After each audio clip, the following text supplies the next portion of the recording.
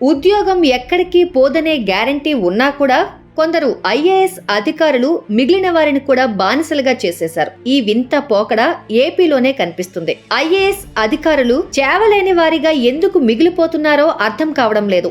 IAS అధికారులు service rules ఉంటాయి, వాటి ప్రకారం నడుచుకోవాలి. కానీ జగన్ రెడ్డి చెప్పినట్లు కాదు. అయితే సీనియర్ ఐఏఎస్ అధికారులు మతం పేరుతో, కులం పేరుతో జగన్ రెడ్డికి ఊడిగం చేస్తున్నారు. వారు ఊడిగం చేస్తూ మరికొందరిని కూడా బానిసలుగా మార్చిన వైనం స్పష్టంగా కనిపిస్తుంది. దాంతో ఐఏఎస్ అధికారులు కూడా జగన్ రెడ్డి అంటే భయపడుతున్నారు. ఆ కథ ఏమిటో ఒక్కసారి చూద్దాం. జగన్ సర్కార్ గత ఎన్నికలకు ముందు ఇచ్చిన హామీల్లో ప్రధానమైన హామీ ఓపీఎస్ ను మళ్లీ ప్రవేశపెడతామని చెప్పడం. కానీ అధికారంలోకి వచ్చాక అది సాధ్యం కాదని ఉద్యోగులను నిలువునా మోసం చేశారు.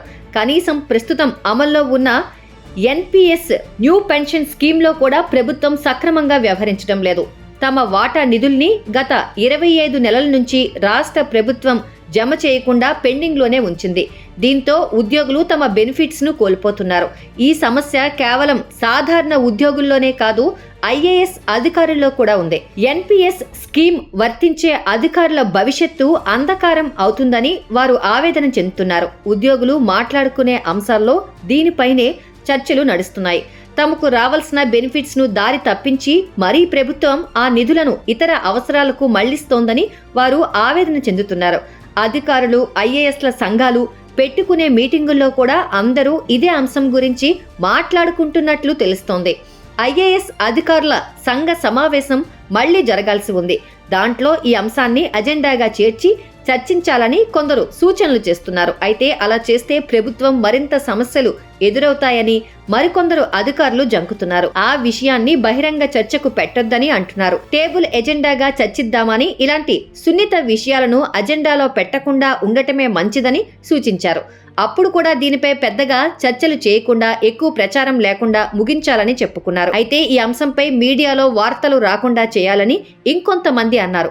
తాము ఎదుర్కొంటున్న అన్ని విషయాలను సీఎస్కి నివేదించాలని సూచించారు. 2004 సెప్టెంబర్ 1 తర్వాత గవర్నమెంట్ ఉద్యోగం వచ్చిన అందరికీ సిపిఎస్ వర్తిస్తున్న సంగతి తెలిసిందే. అధికారంలోకి వస్తే దాన్ని రద్దు చేస్తామని జగన్ చాలా బలమైన హామీ ఇచ్చారు.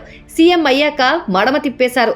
పాత పెన్షన్ పథకం అమలు చేస్తే వారికి రాష్ట్ర ఆర్థిక పరిస్థితి మరింత దిగజారుతుందని అర్థం కావడంతో ఓపీఎస్ అమలు చేస్తామని చెప్పి జీపీఎస్ అనేదాన్ని తీసుకొచ్చారు.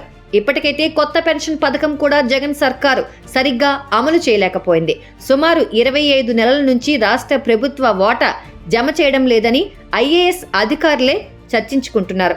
ఇంకొందరు జూనియర్ ఐఏఎస్ అధికారులు దీనిపై ఆందోళన చెందుతున్నారు. ఉద్యోగి తన వాటాగా 10 నెలలు చెల్లిస్తే దానికి రాష్ట్ర వాటా కలిపి జమ చేయాలి.